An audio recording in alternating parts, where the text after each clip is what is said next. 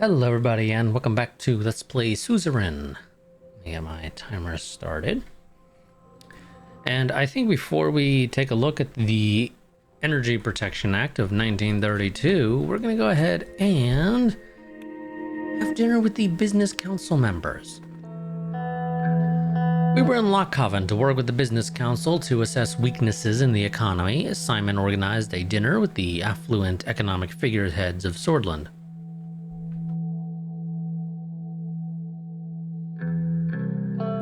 When we arrived, the streets were bustling with activity, even though the atmosphere in the country was tense. Lockhaveners didn't seem very worried. Together with Walter Tusk, Edith Agnock, Mikhail Avon, and Simon Hall, we entered the renowned Asteria restaurant by the coast. A short blonde man whose embroidered pocket read manager greeted us and waved his arms in excitement as he told us how pleased he was to have us in his establishment.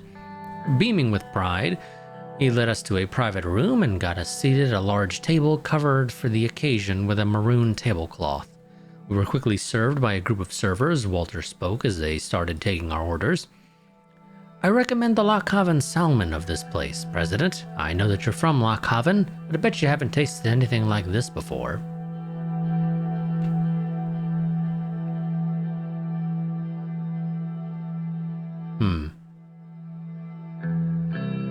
Don't get me wrong, Mr. Tusk, but of course I've tasted this greatness many times here already. Excuse me, President, I should have known that a man of your caliber would be a regular at Asteria. And then I proceed to order the Lispian pasta. Yeah, why not? I ordered Lispian pasta for the main course. The servers took their notes and asked about the second dish. I'd like some rice. That's 2 starch dishes, President. That's no good. What is your suggestion? One of the servers quickly jumped in the conversation and told me that Mr. Tusk was right, and went on to explain why 2 starch dishes do not go together. He then offered to prepare me something special.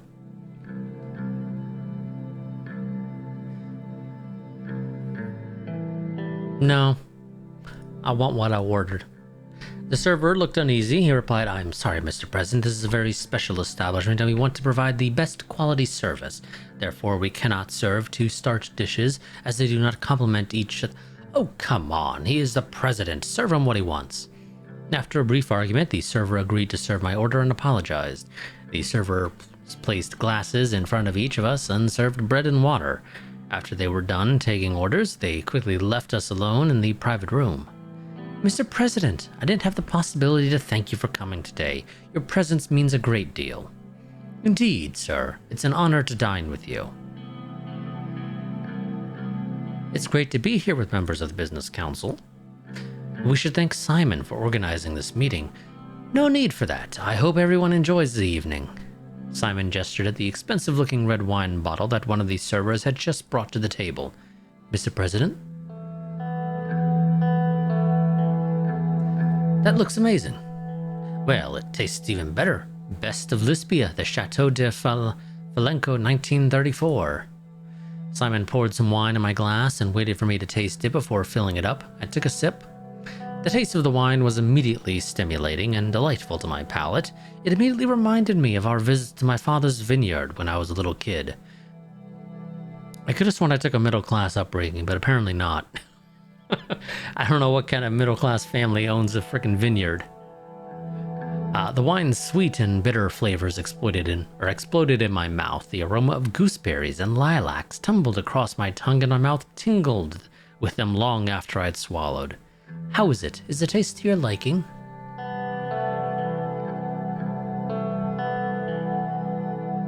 "It tastes like heaven. Reminds me of my father's vineyard.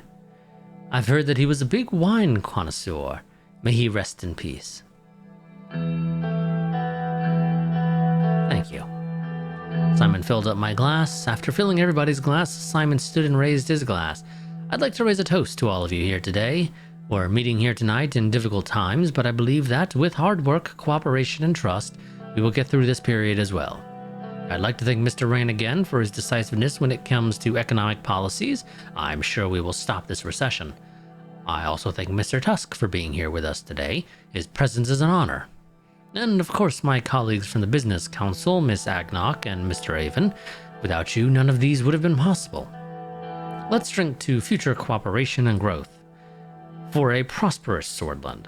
Everyone raised their glasses and toasted each other. After a couple more minutes, the servers arrived with our meals. When I tasted the food, I went back to my past. It reminded me of my childhood in this city. Even though I couldn't recall much about my father, I remember that he also loved the food of Asteria. So, how did you find the food of the best fine dining restaurant in Lockhaven, Mr. President?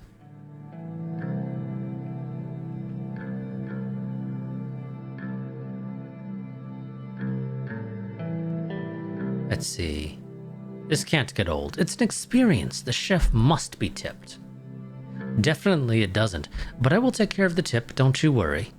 Always generous when it comes to small things. Tipping is no small thing. I actually don't like giving tips. People have salaries for a reason. But anyway, Avon, yes. But Avon, I get the feeling you probably aren't paying people enough to where they can actually survive just on their salary alone. And as a result, they do have to rely on the tips that you don't give. Let's just be real here. I really get the feeling you're that kind of person, Avon. How are these things going in the Maroon Palace? The pressure must have increased after you attended that funeral.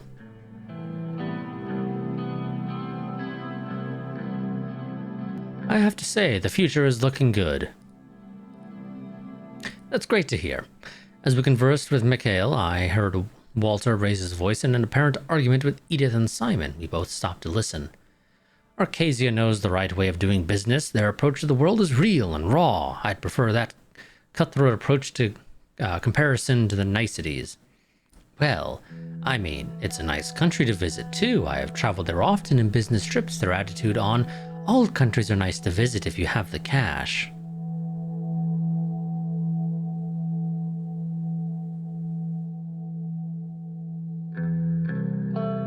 Certainly not all. Half the globe isn't worth our time nor attention. Oh, Tusk. That won't change unless profitability increases. Well, there's classic absolutes. But I do agree with you investment-wise. There are only a select group of countries that guarantee a return on investment. Talking of which, we are preparing our visit to Agnolia and Wayland, where we will meet their governments to settle our trade negotiations. Make sure to lay a good foundation for our negotiations to start on. Our talented team is led by Mr. Whiskey. Probably mispronouncing his name. His wealth of knowledge and extensive connections will aid in our endeavor. By the way, I saw that the construction of the highway has already started. I have my concerns about the company, but I hope they do a good job. I expect that the project will bring new investments from Magnolia. The mood is already becoming positive. I have to congratulate Mr. Rain for starting such a massive project.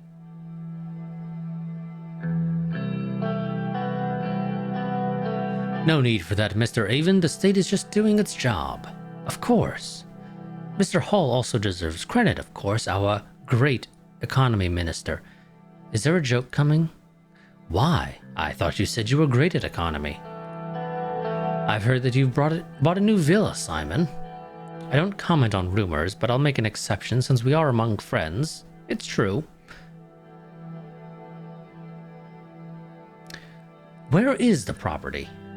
It's a small seaside villa at the outskirts of Conriat. It's just a modest house with a swimming pool and a small golf course in the property. Small golf course, and by that it means it has all 18 holes.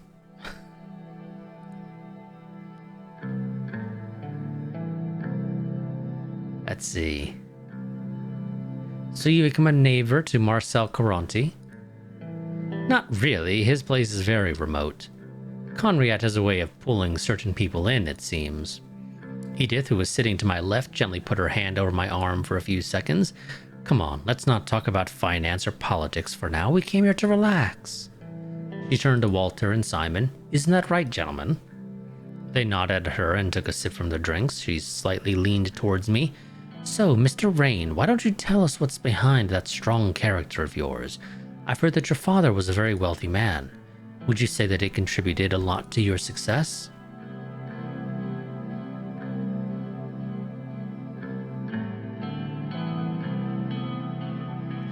We had money, but we weren't happy. I learned a lot about life thanks to my absent father. I'm sorry to hear that. I never met your family, Mr. President. How are they doing, if you don't mind me asking? They're doing great. We have no problems. That's great to hear. Your son must be very proud of you. Family is everything. My advice would be to make sure that Frank has a solid relationship with you. He is your future, after all.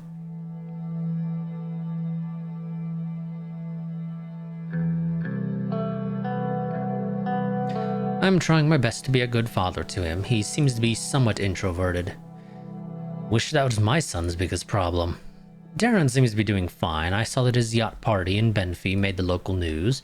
Well, the rascal didn't even ask for permission to use the yacht and just took it. He basically stole it. Good news is I finally convinced him to go to university. He will study economics in Lockhaven Business School. That's a good choice. Having a degree in Sordland separates you from the rabble, and we especially need more people who understand economics. Maybe your son will be a great future economist. I wouldn't count on that. But I agree that we need more economists to enter politics. Thankfully, we have a president who seems to be as well versed in economics as Alfonso. He turned to me. I'm very confident in your ability to fix our recession.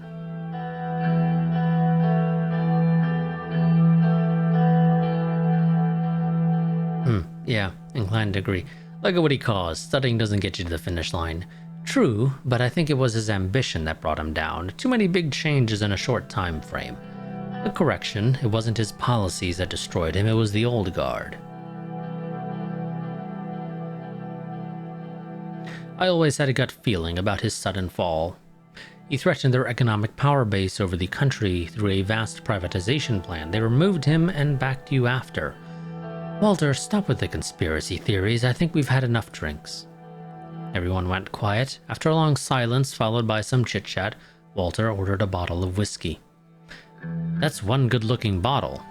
I feel like that's a weird thing to say.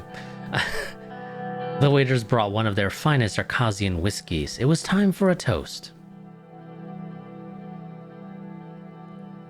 I stood up to give a toast.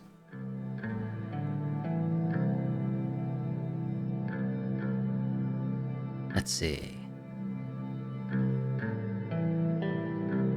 I raised to our health and happiness, two things that one needs for a happy life. I would gladly drink to that. Me too.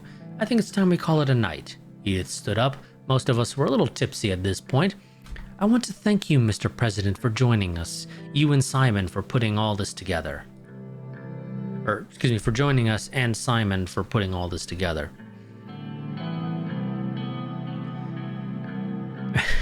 Thank you, Edith, for joining with a bunch of ugly rich men. That's definitely not me. The president of jokes. Thanks for being here. After bidding our farewells, we slowly walked out the restaurant. The moon was shining bright as everyone except Walter left in their luxury cars. President, a moment, please. He called me inside the small VIP lounge. What do you want? Using the Lothburg spokesman doesn't directly comment on the usually the Lothburg spokesman doesn't directly comment on the administration, but I'd like to say a few things since this was a special evening. Sure, if you have to. Finally, a president that listens to the people. It won't be easy to pass the new constitution through the Assembly and the Supreme Court. We could help you get it through if you in return help us with a few economic requests. Walter lit his cigar and took a few drags before continuing. The consensus is that we see eye to eye in the economic direction you have taken by promoting a market economy.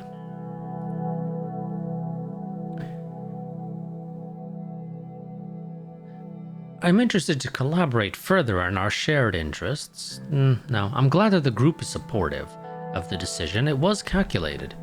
There are many who put their trust in you. Walter smiled. He looked me in the eye. We had a deal about the first mega infrastructure project. You broke that promise and didn't award the contract to Underhall Construction. This action led to a huge disappointment in the group. The opinions of the Lothburg group don't concern me. I make decisions on my own accord. They represent a large collective of economic power. Cooperation would be helpful in solving the recession. Walter didn't look satisfied. Dissatisfaction of Lothburg should concern you, Mr. President. It should concern you very much, especially after you took our contribution and didn't act on it. It's hard to argue against compromise. Maybe meeting in the middle is the solution. If the administration were to pass a private corporation tax cut and privatize both healthcare and education, it would do wonders in the attitude of Lothburg towards the administration. Privatization can lead to many good things, President Rain. It is certainly an opportunity to raise further money inside the welfare branches. From our end, the previous mishap would be cleared and confidence in the new administration from the business community would be restored.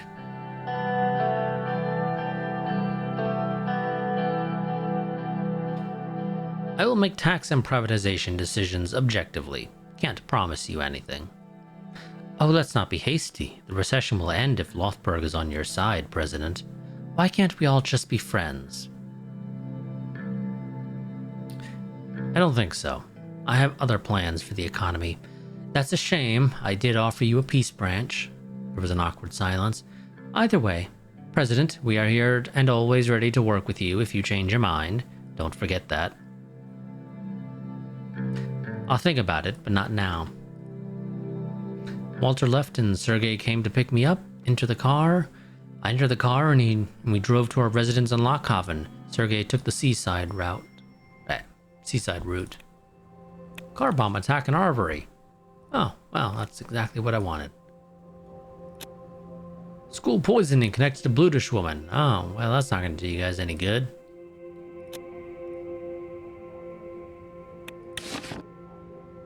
Let's see. Bill on the Rights of Workers being drafted. Workers Protection Act has strong support from both the PFJP and the NFP, as well as labor leaders. The bill was a result of a bipartisan effort from the leading figures of the PFJP, as well as the Ministry of Health, led by Pascal Benawal. It was proposed to the Assembly by Representative Albin Clavin from the USP. I do find that interesting that the NFP is apparently supporting that in some ways.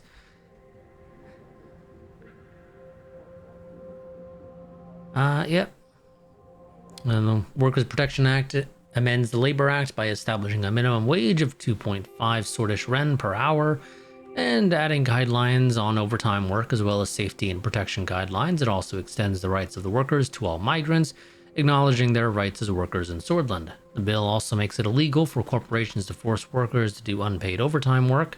Companies who fail to abide by the rules established with the bill will be heavily fined by the government and may be forced to face legal action.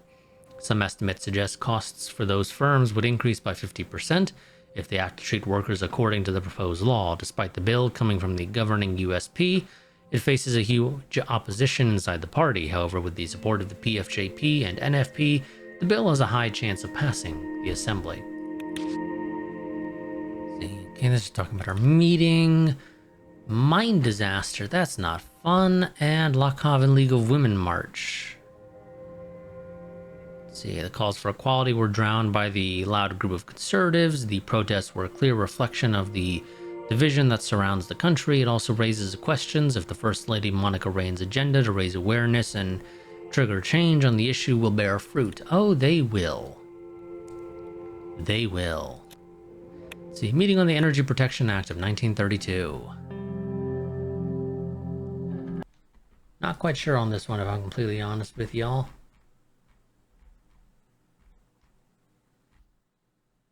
Really not certain on it.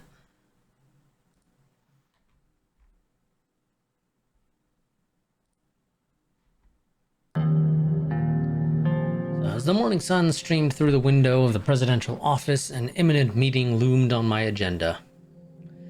In an hour, or in a quarter of an hour, it was...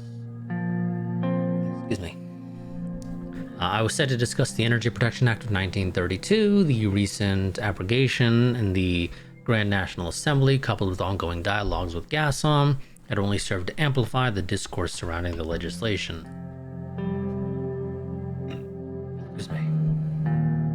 was sipping my morning coffee and enjoying a quiet moment of solitude when David arrived, characteristically early.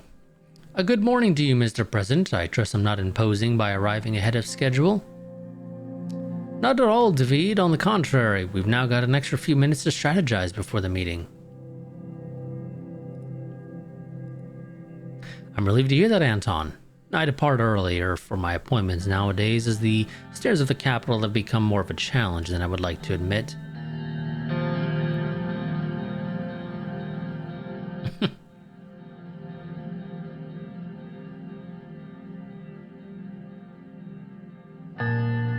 Let's see. Well, David, it's not the stairs we're battling, but the relentless march of time.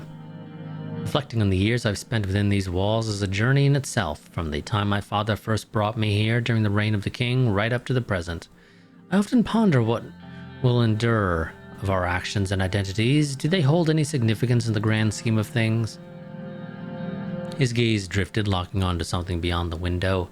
A colossal zeppelin traversed the sky above the Maroon district. For a fleeting moment, it blotted out the sun before gently veering to the left, letting light flood the office once more. I still remember the first airships in Sordland. We purchased them from Quinal after the war, during the birth of what Sol called the Second Republic. Our infrastructure lay in ruins, and those zeppelins offered a much-needed lifeline, a chance to traverse and rebuild. And then, thanks to our research council's diligent efforts, we started manufacturing our own in Gelsord.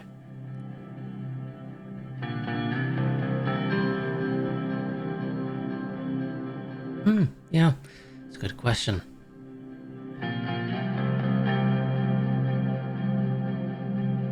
Do you think we might have leaned too heavily on zeppelins for our transportation needs? Perhaps we should have invested more in rebuilding our roads and railways.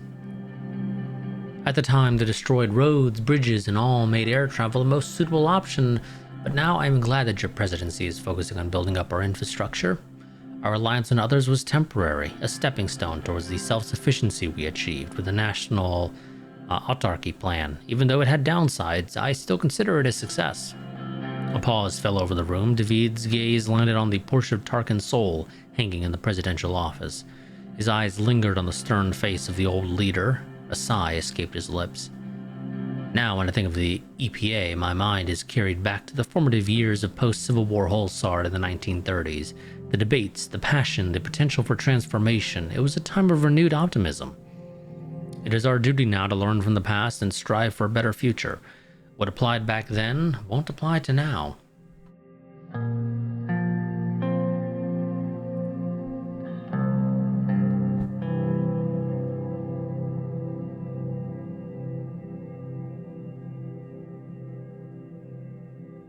Let's see. I can see why the Energy Protection Act was so crucial at the time. We had to safeguard our energy sector from foreign interference, especially in the context of the post-Civil War economic situation. Yes, the EPA helped ensure that the sector remained under our control, limiting the extent of ownership of foreign powers such as Rumburg or Lispia. Despite the controversies, it was crucial to our recovery, and it has helped us maintain our energy independence to this day. I did not agree with all of the measures enacted by the theocratic government of that era, but some were undeniably effective. In the end, it took a collective effort to reassemble our nation's fragmented pieces. I'm sure you remember those dark days yourself. You crossed paths with Herman Equa at the Holsard State University, didn't you? He was a mentor to many. I recall our discussions about the future at the Cabaret Lackhaven with him and Harun Grassi.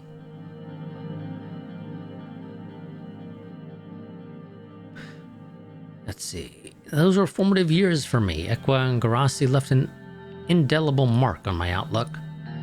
I'm sure at least some of my wrinkles today were a direct result of my non-stop debates with them. David turns towards the large framed portrait of his father, Arthur Sanako whiskey, hanging on the wall. Painted with rich, warm hues, it captured the first president of Sordland in his prime. A spark of determination gleamed in his eyes, and his mouth was set in a gentle, firm smile, a reflection of his belief in a better future for our country.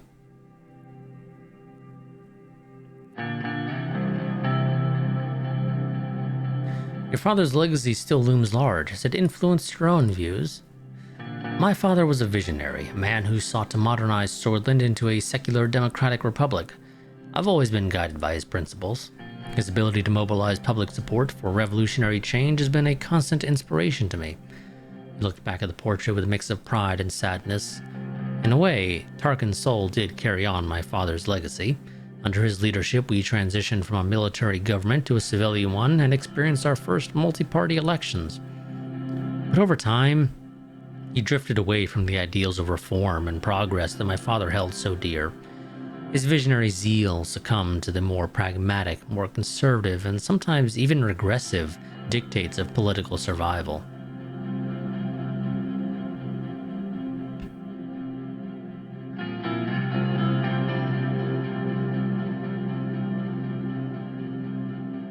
Let's see. Perhaps history would have taken a different course if the Azam incident hadn't happened. Indeed, the Azam incident is a reminder of how unforeseen events can rapidly change the course of a nation. Bloody protest that occurred in 1933.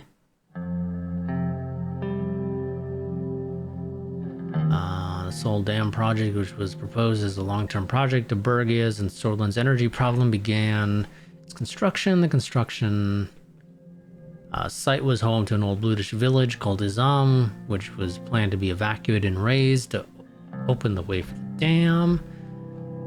Okay, yep, that was something that pissed off the British people, basically.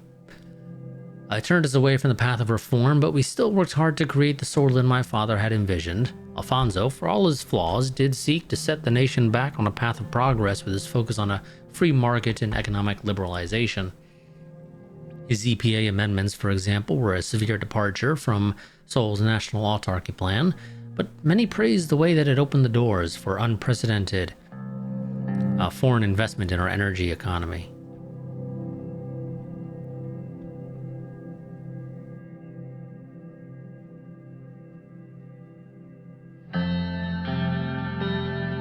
Let's see.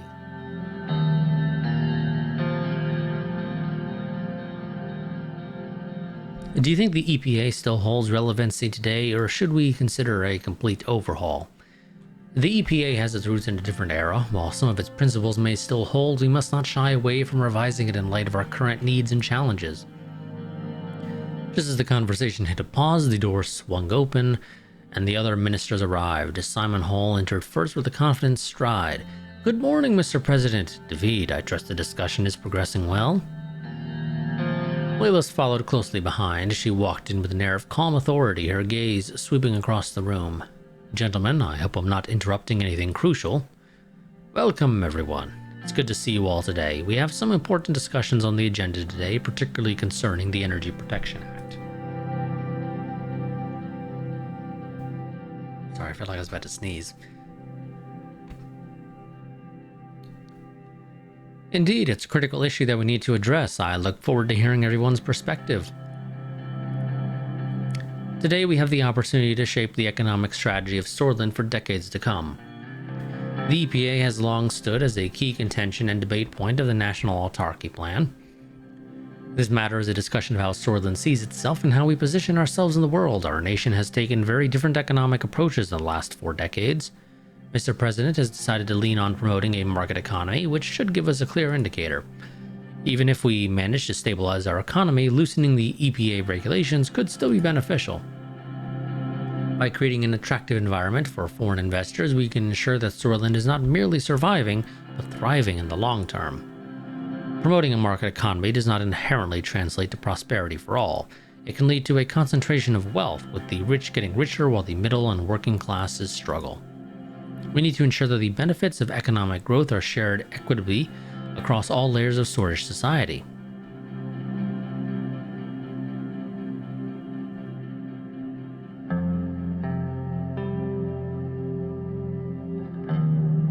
Let's see. Your perspective provides valuable insight. It's important that we consider all potential outcomes. Thank you, Mr. President. It's indeed crucial to consider all possibilities when making decisions of this magnitude. Mr. President, Laylas, shall we return to the subject of the EPA? Our current version of the Energy Protection Act dates back to 1949, President Alfonso's amendment raised the cap on foreign investment in Sordish energy companies up to 20%. In my view, it was a necessary step to attract foreign investment and stimulate our economy.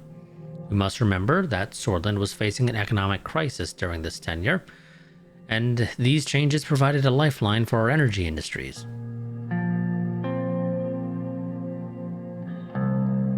Good question. But did the increased foreign ownership actually lead to substantial economic growth? While the increase in foreign ownership alone didn't lead to a drastic upturn in economic growth, it did have a positive effect. It facilitated foreign investment and provided our industries with much needed capital. The effects of such policy changes often take time to fully manifest, but they lay the groundwork for future economic development. The Assembly has spoken on this matter, and as it stands, the Energy Protection Act of 1932 will not be repealed. It's clear that our colleagues have recognized the potential risks of exposing our energy sector to foreign ownership. While this doesn't end the debate, it does underline the importance of respecting our Assembly's decision.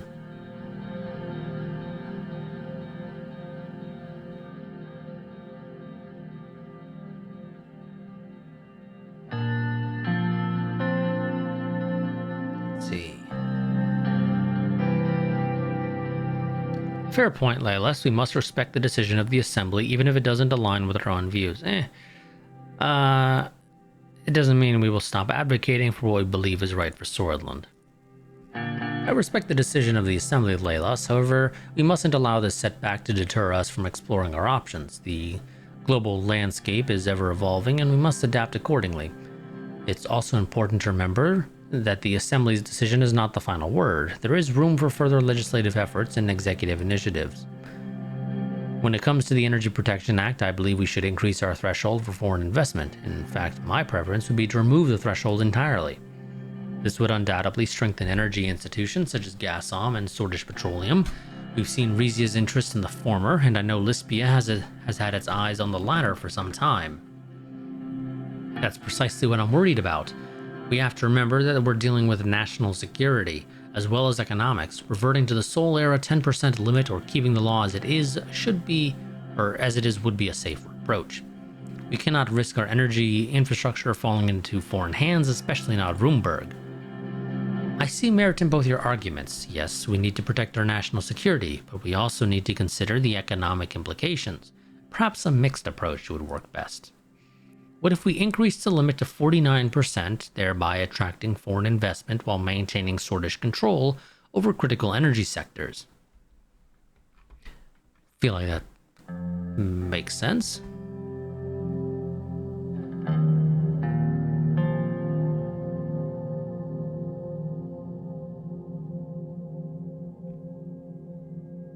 Let's see. Considering potential foreign buyers such as Quinol, Rizia, and Raqqa, Roomberg, and Lispia, what are the worst-case scenarios if they gain control over our hydroelectric, gas, and oil sectors? Think about it, Mr. President. If any one of those countries, but especially Roomberg, gains control of our energy sector, they could cut off our power at any moment. We would also be forced to comply with any decisions they made regarding prices or environmental measures. There's no denying the potential risks of foreign buyers gaining control over critical sectors. If we increase the foreign ownership threshold to 49%, we can attract more investments while mitigating those risks. While we may see entities from Quinol, Rizia, and Raqqa, Roomberg, or Lispia as potential threats, it's also critical to see them as potential partners. Well, in the case of Lispia, I would consider them a partner, yes. Roomberg is definitely an enemy, though. Can't really say too much for Raqqa, Rizia, and Quinol, though. I guess Rizia might be considered a potential partner. They're not necessarily a threat. They don't border us or anything. We go back to the regional map. Rizia is down here. Quinol is... I don't recall where they are. Oh, here's Quinol.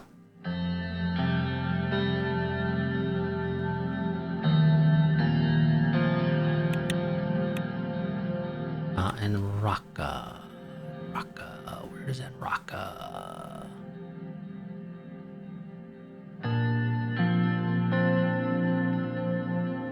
Yeah, I got no idea for Anraka. I don't see them, actually.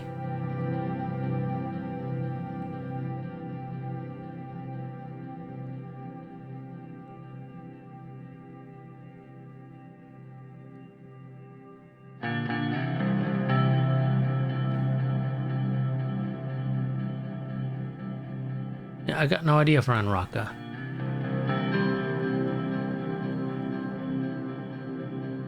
They should probably be on this map somewhere. I cannot identify them in the slightest.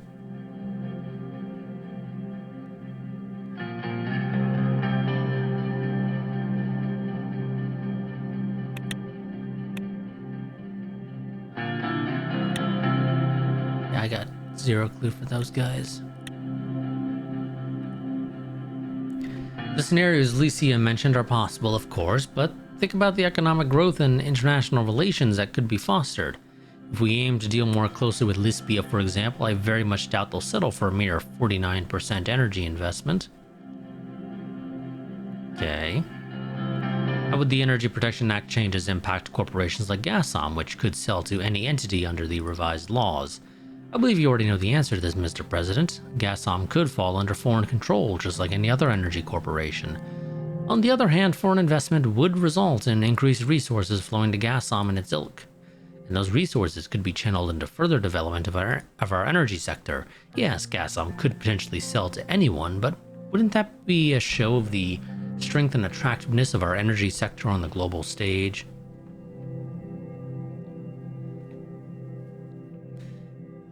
Leilas, you mentioned national security risks. Could you elaborate further on that? The national security risks are significant. Foreign entities could use their stake in our energy sector as leverage in diplomatic or economic negotiations. National security risks are always a concern when discussing foreign ownership. That's why it's crucial to have thoroughly vetted and monitoring processes in place. Don't forget about the importance of economic security. In a globalized world, economic strength can be just as crucial as military might. But yes, it's essential to maintain strict oversight and regulations to ensure national interests aren't compromised. How would changes to the Energy Protection Act affect energy prices within Sordland? With increased investment, we could potentially see a decrease in energy prices. Fat chance of that. But we could also consider the potential impact on job security and national control of our energy sector. Changing the Energy Protection Act could lead to increased energy prices as foreign entities could manipulate the market. Oh, they most assuredly would go up. You're lucky if they stay the same. With increased competition and foreign investment, we could also see a decrease in energy prices. The more players in the market, the more competitive the prices will be. We can proceed. It's time to settle this subject. Given the turbulent economic landscape, maintaining the status quo of the Energy Protection Act could offer us stability. We are already open to foreign investment at a 20% threshold. Changing this percentage may introduce unexpected challenges and could complicate our foreign relations. I firmly believe in the sovereignty and strength of our nation. Returning the threshold to 10% as it was during the Sol era could protect us from undue foreign influence and ensure that our energy sector remains in Sordish hands. While I maintain that increasing foreign investment could significantly stimulate our economy, an increase to 49% could be a balanced compromise, signaling to the world that Sordland is open for business while retaining majority control of our assets. But some partners, particularly ATO countries, might regard even that as insufficient. We must consider the far-reaching implications of our actions, especially in light of our recent dealings with Gasom. Mr. President, your decision to position Sordland as the sole Gasom investor certainly gives us more control over the gas sector, but it has increased our financial burden significantly. We must review our fiscal policies.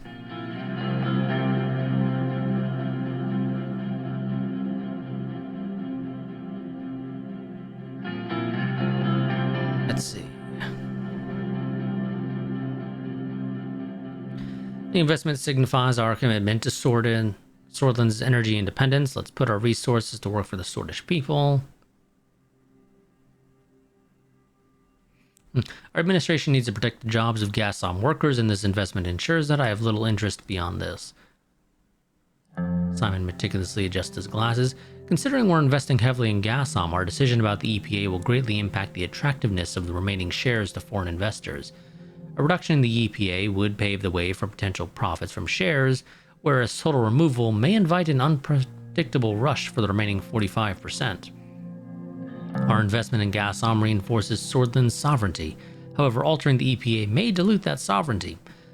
I caution against drastic changes that may leave us vulnerable to foreign influence. We must maintain control of our energy sector at all costs.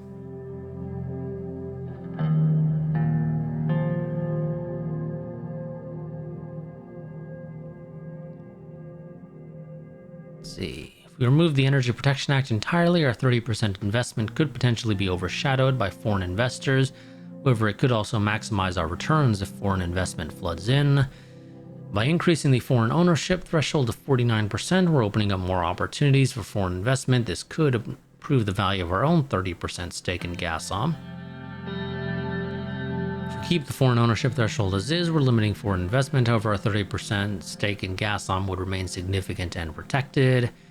By reducing the foreign ownership limit to 10%, we're closing off most foreign investment opportunities. This ensures our 30% stake in Gasom holds significant.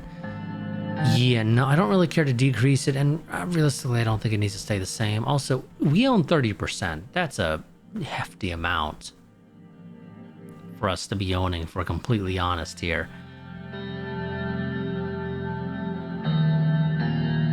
And I think that does a decent job of helping to protect us. Protect state and Swordish interests in our energy sector. But I don't think we necessarily need to straight up get rid of it. That really is a good question, honestly. If we can completely remove it, this would potentially maximize our returns, like it says, which has benefits. Potentially, the economy. Because if we get massive returns on our investment in Gasom, we could theoretically reinvest those returns into other directions. We could spend it on things like education, environment, the military, things like that, health.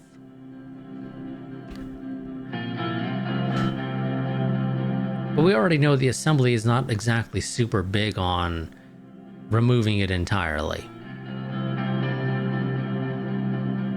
We're going to go with increasing the threshold to 49%. This would, in theory, improve our return. Doesn't necessarily maximize it. But we would probably be able to get this through the Assembly. Raising the threshold to 49% could increase Gasom's value and by extension the value of our 30% stake, but we don't want to lose control over the company. A 49% threshold could increase the value of our stakes without risking loss of control. Increasing the EPA to 49% opens up a new avenue of trade, but we will have to ensure our national interests are not compromised.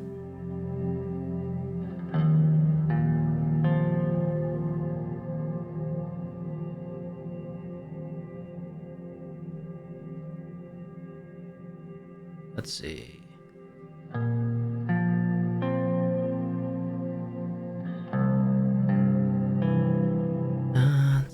We have to consider long-term impacts. Foreign investments might bring immediate financial gains, but we'd risk losing control of our energy sector. We should be more aggressive in attracting foreign investment.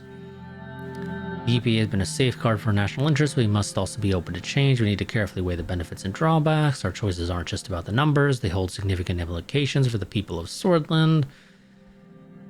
Our priority should be balancing the need for economic growth with maintaining national sovereignty. Perhaps a phased approach to increase foreign ownership could be the answer.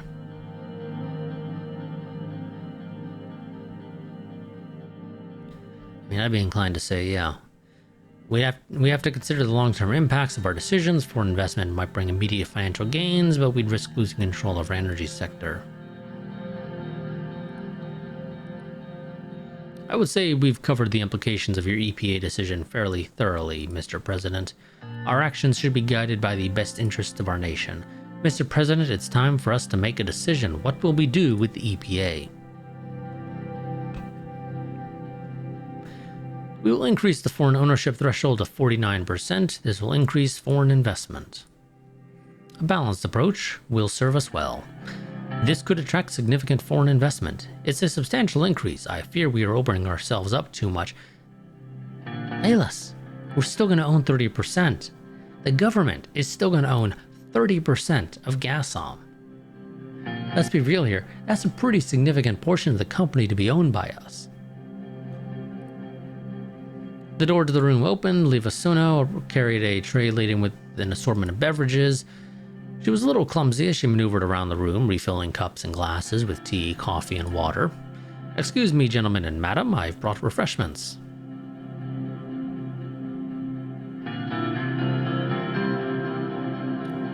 Appreciate it, Livia. Tea would be perfect now. Very well, Mr. President, here's your tea. As she finishes serving the beverages, Livia retreated towards the door. She glanced around the room one last time before quietly backing out. The meeting resumed, our conversation growing slightly louder over the clinks of cups and glasses. While we are here, I will inform you all that I've been lending my expertise to Minister Benawal in relation to the Workers' Rights Bill.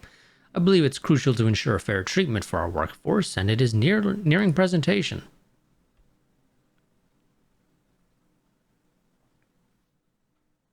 Let's see. Your collaboration with Mr. Benawal is commendable. I hope it will bring about a positive change for our workforce. Thank you, Mr. President. The bill aims to prioritize workers' well-being.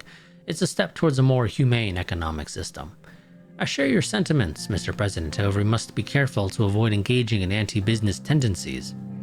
I concur, Mr. President. Ensuring the rights of our workers is paramount, although we must be cautious of any hidden agendas. Anyway, I have been working on our upcoming term budget meeting and a proposal for business taxation changes. Specifically, we're considering a range of 10% tax changes for small to medium enterprises and large corporations. This could be a significant move for our economic landscape.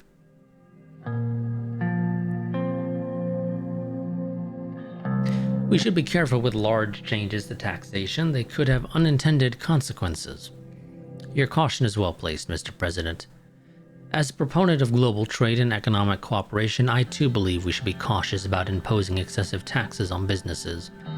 In light of the economic challenges we face, increasing taxation could provide much needed revenue to support crucial public services and social welfare programs. As the ministers rose from their seats, the late morning light spilled into the room through the ornate windows. It seemed to signal the conclusion of the meeting. Let's see.